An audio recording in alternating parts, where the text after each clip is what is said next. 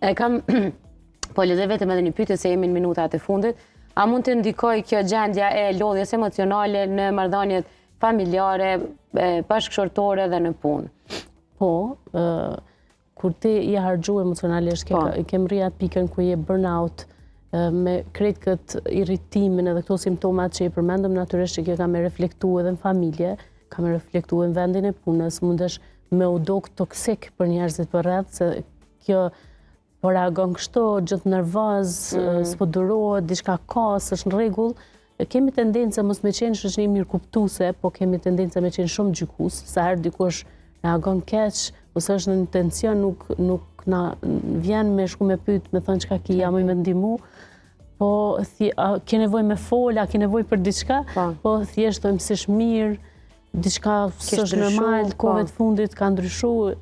E ka rrit menën. Ose e ka rrit menën, çdi çapi duket vetja ata që po vërtet kështu. Kjo ndikon edhe në shtëpi edhe në familje, pak a shumë tjerë gjithmonë arrin me u kujdes dhe me na kuptu, e sidomos nëse je person që nuk je mësuar me të ndihmu.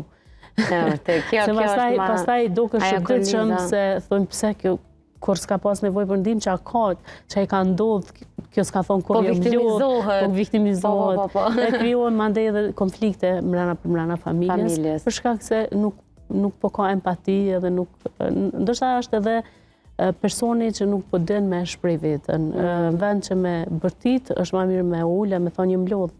Në vend që me u irritu me një situatë, është më mirë me thonë s'pe bëj hiç, s'po muj, nuk po muj. Edhe kur gjë s'bëhet nëse nuk kryhet një punë në shtëpi.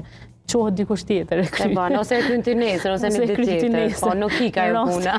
Në rastin konkret kur s'ka kush. Në rastin më të keq.